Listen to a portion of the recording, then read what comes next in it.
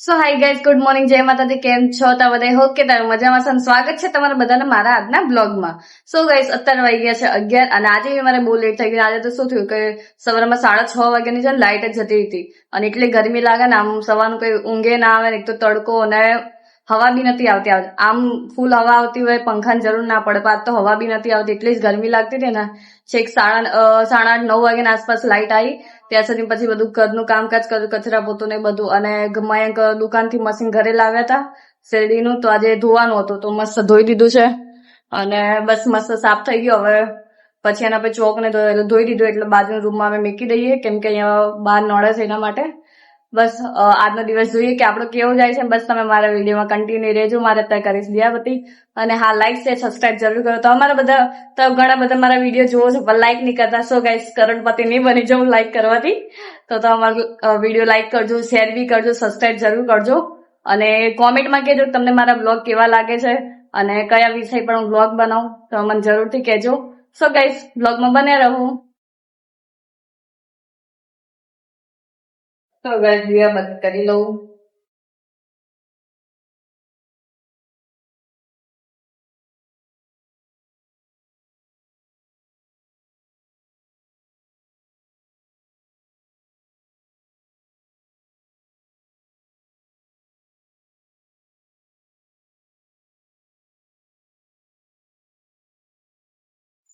So guys, બસ જમવાનું બની ગયું છે. સેવ ટામેટાનું શાક, રોટલી એન્ડ પાપડ, છાસ. બસ અમે જમી લઈએ પછી વાત કરીએ. ટાટા. સો ગાઈસ, અત્યારે વાગી ગયા છે 4:45 અને ચા બની લાય તો જો શું થઈ ગયું, ચા જોડાઈ ગઈ. એમ થાય કે એક કામ ઓછું થાય એના બદલે મારું તો એક કામ વધી જ જાય છે. ચા જોડાઈ ગઈ. મયંક આવે છે પછી હવે બધે ચા પીએ. એ ચા પીને જશે દુકાને અને આ તો વાસણ ધોવાના બી બાકી છે એટલે પછી ચા પતી પી લઉં, ભાઈ હું ધોઈશ વાસણ, પછી આપણે વિડીયોમાં કન્ટિન્યુ બનાવી. નહીં, નો હાથ લઈને જલ્દી દો. નો હાથમાં લઈને એક નો ના ઉત્યારે તો બોલું છે.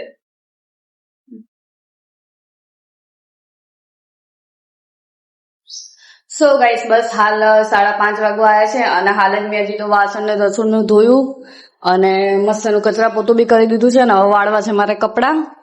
અને એટલી ગરમી લાગે છે ને, મેં બપોર જમીને તરત પેલા કપડાં બદલી લીધા. આમાં રોજ એમ થાય કે આજે નવા કપડાં પહેરવું, આજે પહેરવું. એટલી ગરમી લાગે છે કે કપડાં પહેરાતા જ નહીં. મને આ જૂના લેગો ટી શર્ટ ને એવું જ ઘરમાં ગમે. પછી બપોર કપડાં બધી પહેલા હોઈ છે, કેમ કે એટલો થાક લાગ્યો હતો ને. હમણાંથી ઊંઘ પૂરી થતી, વિડીયો બનાવું ને એડિટિંગ કરું એમાં ઊંઘ પૂરી નહીં થતી. એટલે બપોર પહેલા શાંતિથી હોઈ ગઈ. ઉઠીને ચા નાસ્તો કર્યો, મયંક ગયા, પછી રસોડું ને મસ્ત ધોઈ દીધું, કચરા પોતું ઘરમાં કર્યું.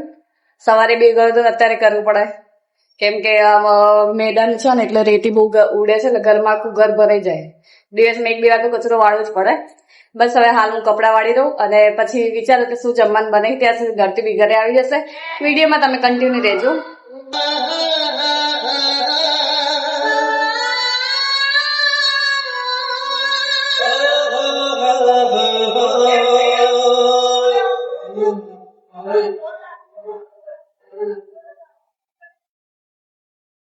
સો ગાઈસ, બસ સાંજના વાગી ગયા 6 અને હું તરતી લઈને હાલ જ ઘરે આવી.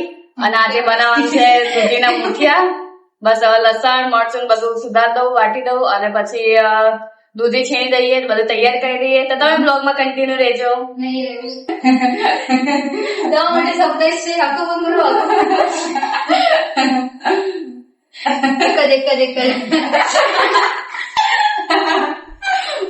કાજુ કતરી જેટલી બીજ રહી છે કાલે હતી મેં ખાધી, કાલ દીધી.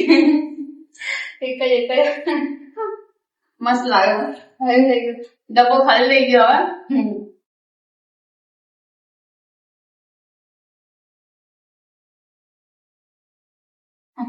જોજો પિલોક ના જોઈ કાજુ કતરી ખાઈ ઘરે ના આવું ને આ બધું ખાઈ નાખ્યો. હા, દે ભૂલી જાવ.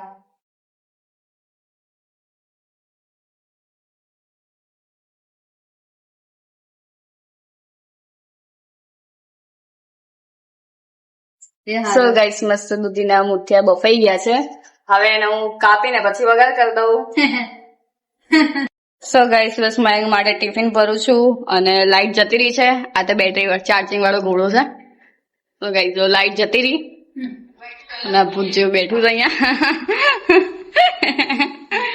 સો ગાઈસ બસ મયંકને ટિફિન આપીને આવું પછી આપણે બ્લોગમાં બન્યા રહીએ.